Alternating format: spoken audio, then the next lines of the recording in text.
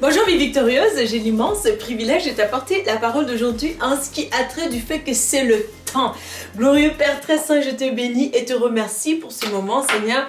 Louange à ton nom, tu es tellement magnifique. Merci Seigneur pour tout ce que tu rends possible dans nos vies de tous les jours. Je ne cesserai Seigneur mon Dieu de te dire merci pour ta grâce révélée dans mon âme Seigneur et dans la vie de tout un chacun qui écoute aussi cette vidéo. Parce que Seigneur ta parole elle transforme nos vies, elle crée Seigneur là où il n'y avait pas, l'existence justement tu manifestes ta puissance, tes miracles. Jésus nous te louons, je te loue et te bénis pour cela dans le glorieux nom de Jésus-Christ. Père, Amen. Saint-Esprit, je te bénis. Je compte sur toi alors que j'ouvre la bouche largement. Tu l'as rempli, mon Dieu, mon rocher, au nom de Jésus. Amen. Amen. Donc, vraiment, c'est le temps. C'est le temps parce que lorsque nous regardons les conditions par lesquelles nous passons justement, nous pouvons ressentir les douleurs un peu plus de l'enfantement parce que dans les derniers temps, vraiment, plus d'oppression qu'on peut ressentir aussi par rapport à notre foi, par rapport à nos convictions, par rapport à notre manière de marcher dans la sainteté, dans la sanctification, nos réunions, même aussi comment on doit tenir certains cultes, certaines églises et justement reçoivent tellement d'exigences justement de part aussi le gouvernement de comment se comporter, comment agir et les dîmes, les offrandes, comment est-ce que ça doit être géré, tout ça vraiment fait en sorte que vraiment l'œuvre de Dieu, de plus en plus il y a des coupures et de plus en plus il y a des restrictions, mais de plus en plus aussi il y a de la peur que l'ennemi essaie d'amener justement. Alors je ne dis pas ça vraiment pour t'effrayer, mais je te dis ça pour être éclairé et reste encouragé aussi parce que aussi et reste connecté parce qu'à la fin je veux vraiment que tu partes sur le bon pied justement, tu vas être encouragé à la fin, donc reste jusqu'à la fin, je t'en prie. Alors vraiment Jean chapitre 9 verset 1 à verset 4, vraiment un passage magnifique qui illustre bien qu'est-ce que Jésus aussi veut dire par là. Il est le plus important qu'on doit écouter en tout temps. Donc Jean chapitre 9. Alors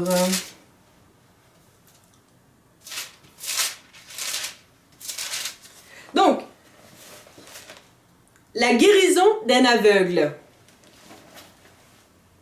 En partant, Jésus aperçut sur son chemin un homme qui était aveugle de naissance. Ses disciples lui posèrent alors cette question: « Dis-nous, Maître, pourquoi cet homme est-il né aveugle? Est-ce à cause de son propre péché ou celui de ses parents? » Jésus leur répondit: « Cela n'a pas de rapport avec son péché, ni avec celui de ses parents. C'est pour qu'en lui, tous puissent voir ce que Dieu est capable de faire.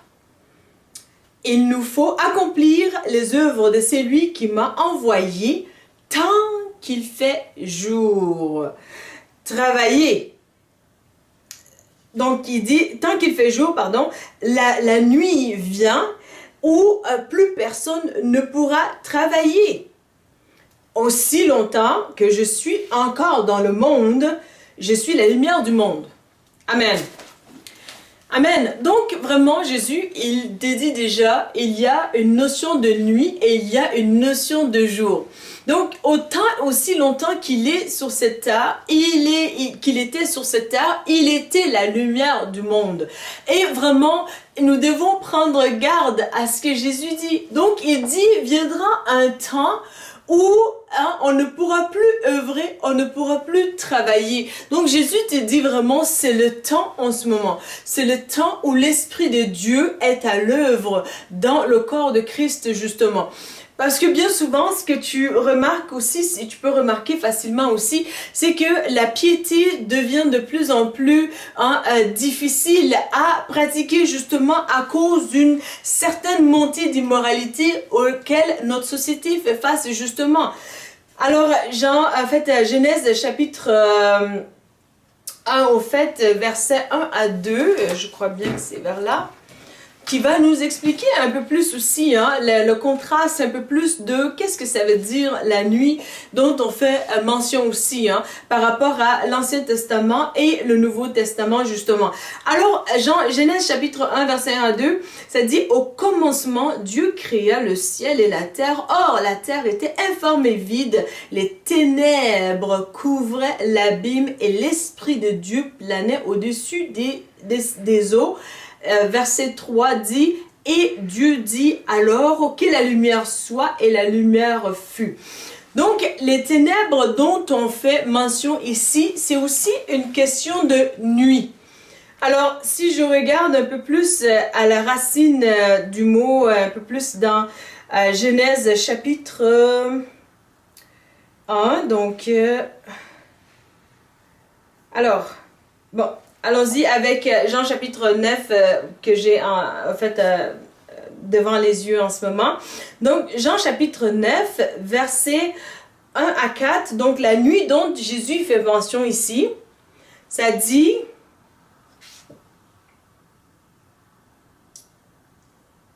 alors qu'il est envoyé donc ici avant donc la nuit.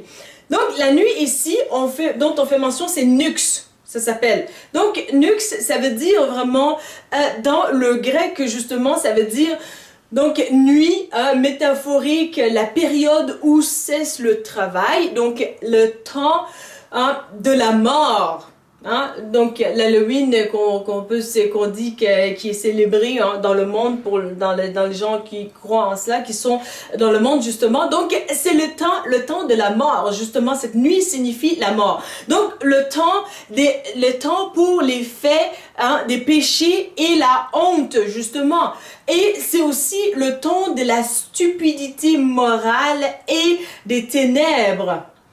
Et le temps où celui qui est las ou celui qui est ivre se donne au sommeil. Donc c'est le temps où tu peux voir la stupidité morale. C'est aberrant, c'est vraiment quelque chose que nous vivons en ce moment justement. Donc ça c'est la définition grecque de vraiment nuit, qui veut dire dont Jésus fait mention dans Jean chapitre 9 versets 1 à 4 justement.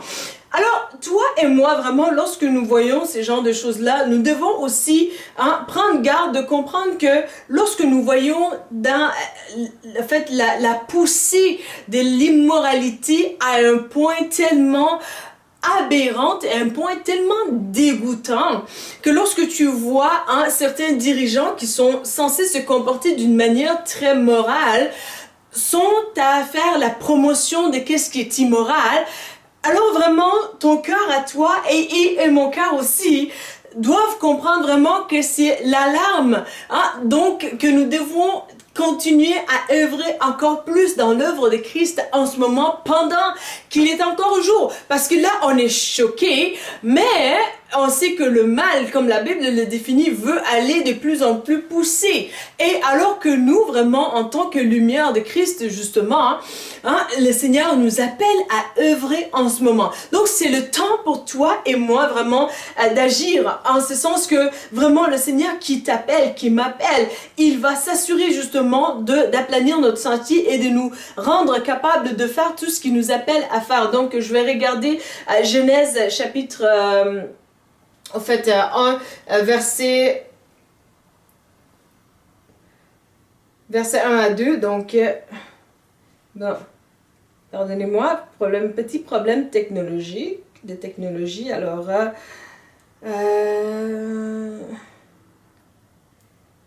ça sera pas long. Donc, Genèse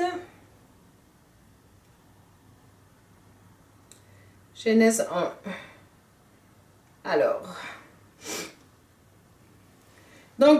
Alors les ténèbres, donc le strong, elle me dit ici, donc il y avait des ténèbres. Alors les ténèbres dont on fait mention ici,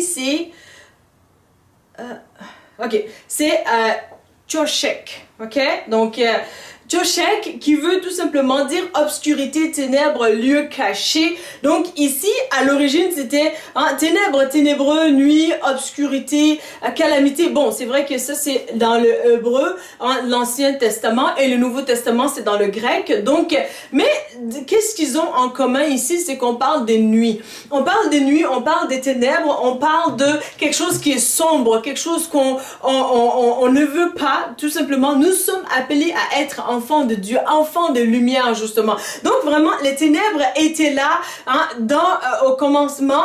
Et aussi, les ténèbres sont répertoriées aussi comme étant la nuit, lorsque Jésus en fait mention, justement. Alors, dans ces deux facettes-là, vraiment, qu'est-ce qu'il y a pour nous, justement? C'est tout simplement que nous sommes enfants de Dieu et nous sommes la lumière. Et lorsque vraiment Dieu va dire que la lumière soit et la lumière arrive, et Jésus est cette lumière, et le Christ qui habite en nous est aussi cette lumière aujourd'hui pour le monde des ténèbres. Et aussi, j'étais vraiment frappée à l'idée de, Job chapitre 1, verset 8, justement, où le Seigneur fait mention des éloges de Job, justement. Le Seigneur, il aime Job et il démontre à Satan, justement, combien que Job, c'est quelqu'un de waouh. Alors, le Seigneur, il dit, Job chapitre 1, verset 8, l'Éternel dit à Satan, as-tu remarqué mon serviteur Job? Il n'y a personne comme lui sur terre. C'est un homme intègre et droit, craignant Dieu et se détournant du mal. Donc vraiment, Dieu est en train de dire, mais t'as-tu vu vraiment Satan, Job, lorsque je regarde sur terre, justement, que je penche mon regard sur terre, ben alors Job, il est il suit mon ombre, qui est la lumière la plus éclatante dans le monde entier. Alors Job, vraiment, c'est ma lumière qui est sur lui. Oui, les ténèbres recouvrent le monde, mais sur lui, ma lumière apparaît, justement. Et vraiment, Dieu est en train de dire, cet homme-là, il marche dans la lumière malgré qu'il y a les ténèbres. Alors Dieu dit vraiment, il n'y a pas personne comme lui sur cette terre.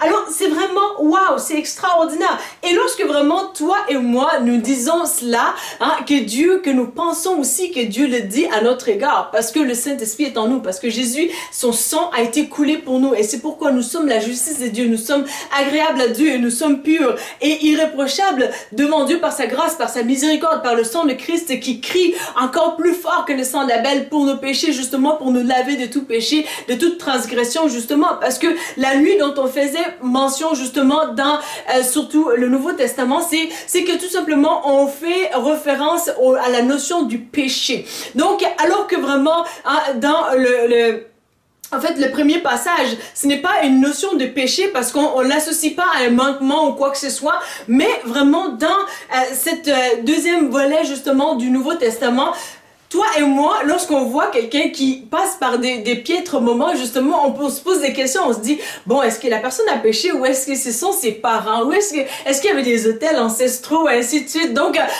on est parfois curieux, mais pas maladroitement aussi.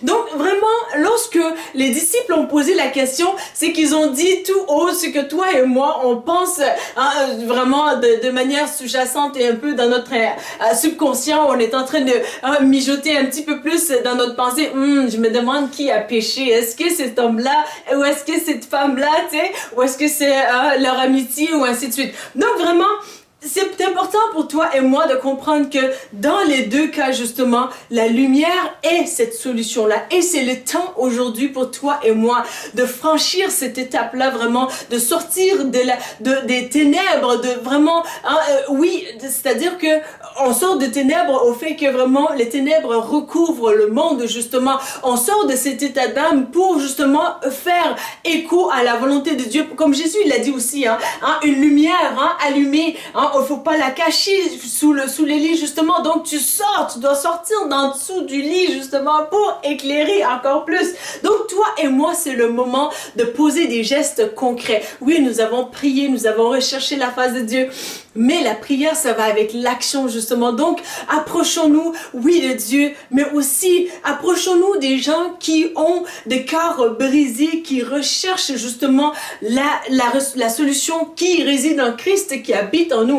Oui, tu te diras peut-être aussi, mais Louise Victor, il y a la peur, il y a des situations et ainsi de suite. Donc, comment est-ce que je vais faire? Donc, Job chapitre 1, verset 8, vraiment, ça va être avec aussi Jérémie chapitre 1 verset 8 justement. Je t'encourage parce que lorsque tu réalises que tu es enfant de Dieu, que tu es enfant de lumière justement, dans ces mondes de ténèbres, de souffrance aussi, où vraiment la piété est vue comme quelque chose de mauvaise et vraiment les choses du mal sont vues comme quelque chose de bien justement, alors que Dieu dit que Job est intègre et qu'il il refuse le mal justement, alors que toi et moi aussi, que nous avons ces nouveaux cœurs dans le Christ justement, que nous sommes intègres à cause du nouveau cœur que Jésus nous a donné, à cause de la présence du Saint-Esprit qui communique à notre cœur, et vraiment que nous ne voulons pas faire le mal justement. Nous avons besoin d'adhérer à l'autre facette aussi oui, on a un ayant reçu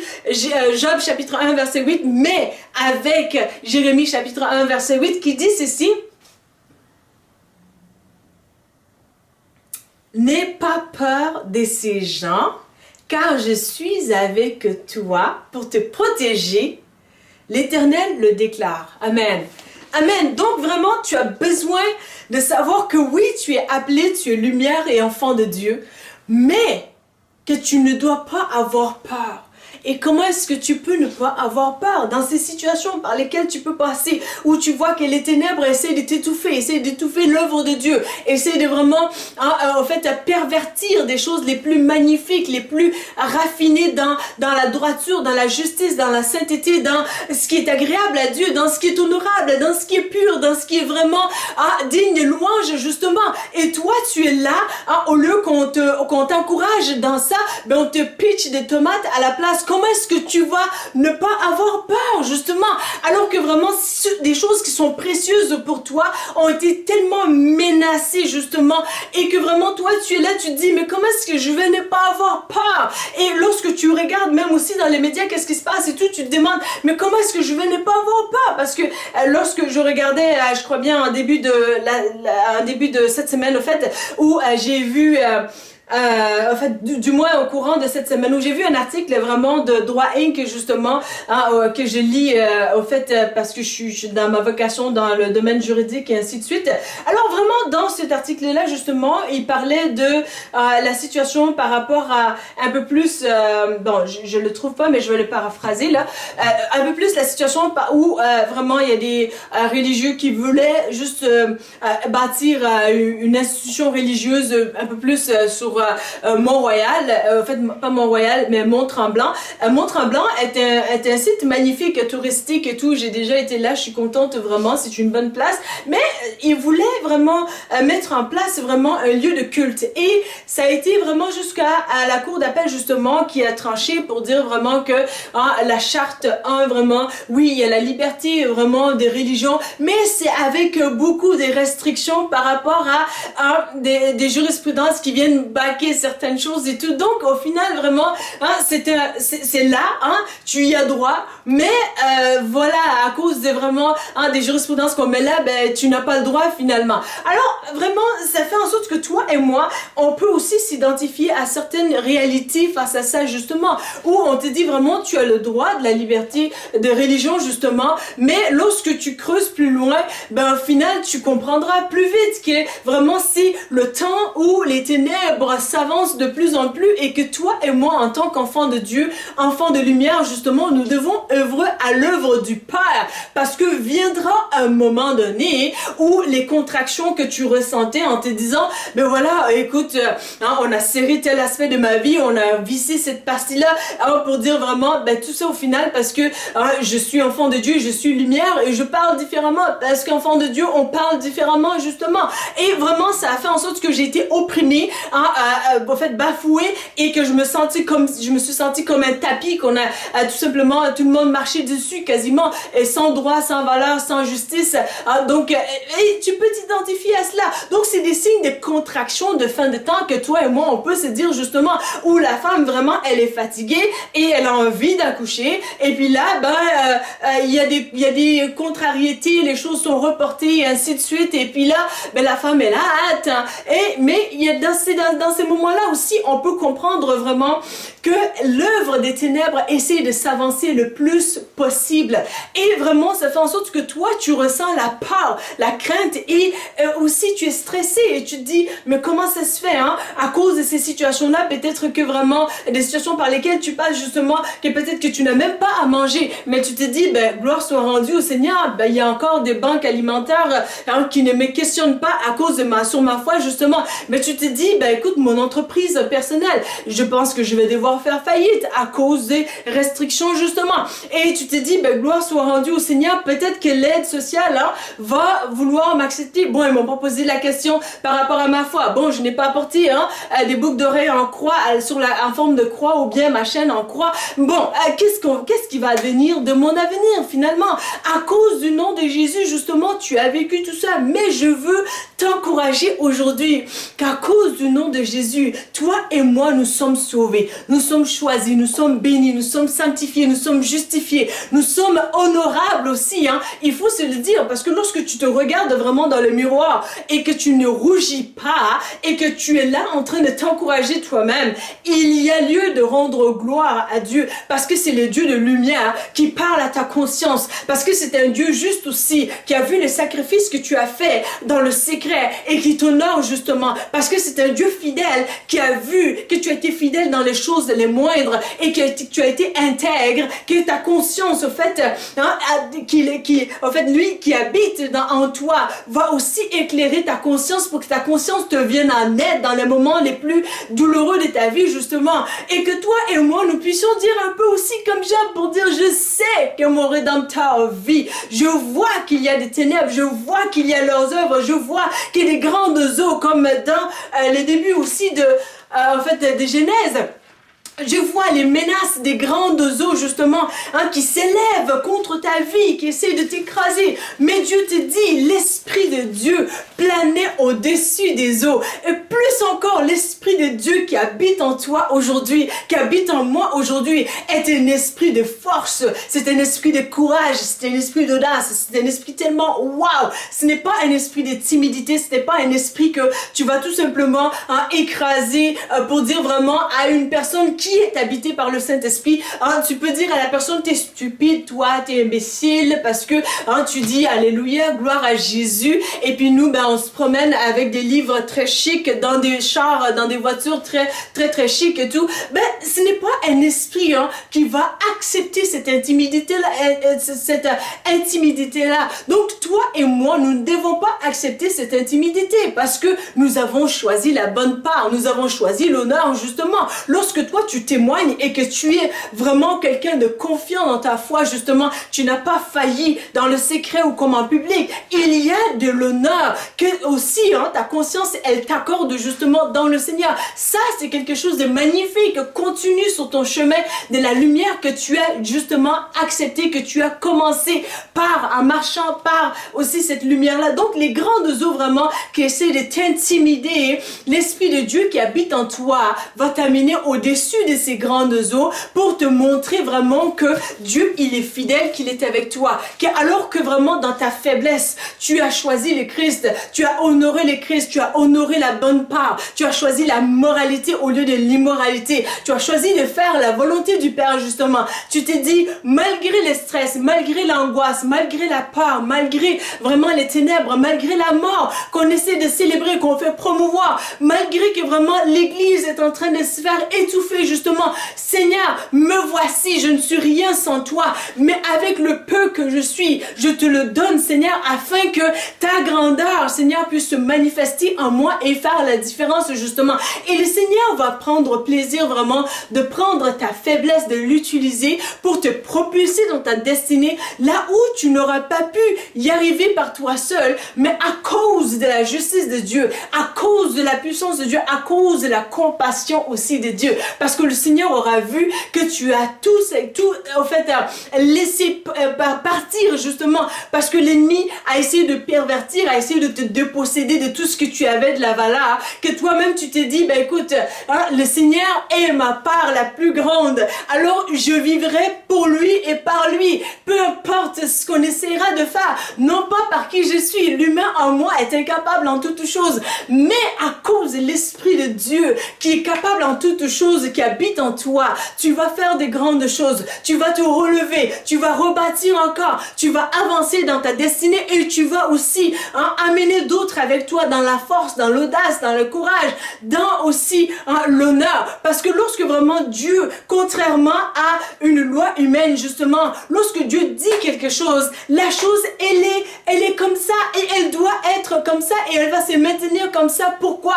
Parce que Dieu ne se contredit pas. Il ne te dit pas, ben, je te donne tel droit, et il ne te dit pas, il va se contredire après pour te dire, mais finalement tu n'y as pas droit. Mais en fait, est-ce que j'ai le droit ou je l'ai pas finalement? Donc ce n'est pas un Dieu comme ça, c'est un Dieu qui est clair. Lorsque vraiment tu saisis la puissance de la parole de Dieu, la promesse de Dieu, je peux te garantir que tu vas renverser justement les fondements de toute injustice qui essaie de s'élever contre ta vie. Pourquoi? Parce que la parole ancrée avec la promesse de Dieu, il y a une puissance extraordinaire qui est déployée, qui fera en sorte que vraiment au timing de Dieu, waouh, la lumière va apparaître dans ces zones d'ombre de ta vie et vraiment tous verront combien que Dieu il est grand. Tout comme dans le cas de cet aveugle qui était dans la noirceur justement, qui ne voyait rien, qui ne comprenait rien. Donc tout était nuit à chaque jour de sa vie depuis qu'il est né.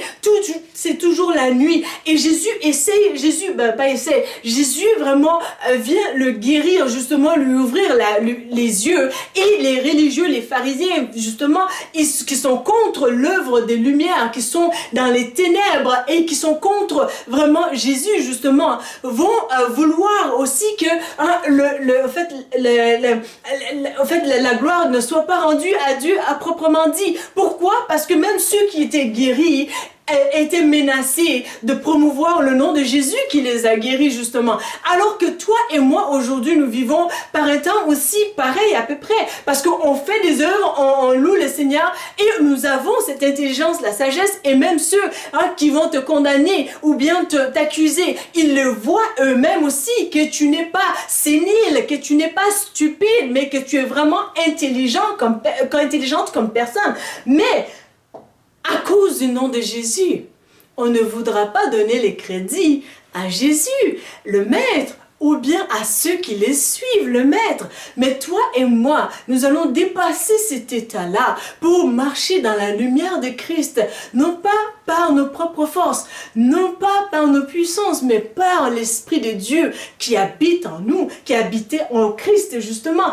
Alors vraiment, tu vas pouvoir marcher au-dessus des grandes eaux. Ces grandes eaux qui essayent vraiment de te menacer aujourd'hui. Toi et moi, ce que nous avons, c'est la puissance de la parole de Dieu. Lorsque tu habites dans ton cœur, tu fais habiter dans ton cœur la parole de Dieu, que tu la fais asseoir dans ton cœur et que vraiment tu parles dans la direction de la parole de Dieu, la promesse de Dieu, tu la proclames avec la puissance du Saint-Esprit ensemble. C'est là que vraiment les grandes eaux, Dieu va faire un chemin pour que toi tu puisses traverser où ce que tu dois être. Il va te mettre aussi au-dessus de ces grandes eaux, là où tu dois être.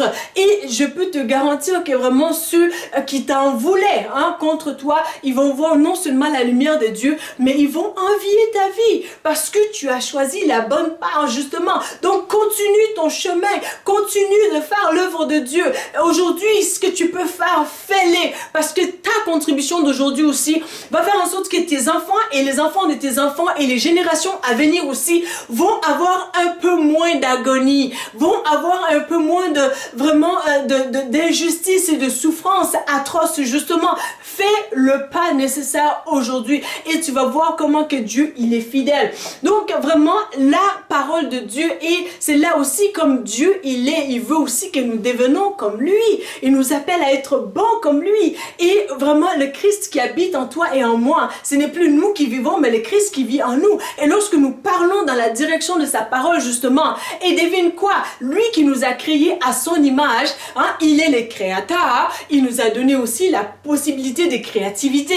Alors qu'est-ce que nous allons faire? Nous allons l'imiter avec sa parole dans nos bouches, justement. Parce que au commencement, lorsque Dieu, il a vu que les ténèbres recouvraient les abîmes et l'Esprit de Dieu qui planait au-dessus des eaux. Et Dieu dit, alors que la lumière soit. Donc toi et moi vraiment, aujourd'hui, fais appel aux bénédictions de Dieu sur ta vie. Seigneur, j'appelle en existence la restauration complète de ma vie. Au nom de Jésus. Seigneur, j'appelle en existence tes faveurs. Seigneur, dans cet aspect de ma vie. Seigneur, je te remercie parce que tu as dit que, Seigneur, mon Dieu, pour moi qui s'égarde, pour toi, tu ne retiendras rien. Alors, Seigneur, j'appelle en existence telle chose que tu m'as mis sur le cœur, vraiment comme bénédiction. Je l'appelle en existence aujourd'hui, maintenant, Seigneur. La Bible mentionne que si vous confessez Jésus-Christ comme Sauveur et Seigneur, que vous serez sauvés. Pour l'accepter, il vous suffit de dire ces mots avec moi. Seigneur Jésus, je te demande pardon pour mes péchés. Viens dans mon cœur. Je t'accepte comme mon Sauveur et mon Seigneur. Donne-moi ton Saint-Esprit et conduis-moi sur le chemin de la vie éternelle. Amen.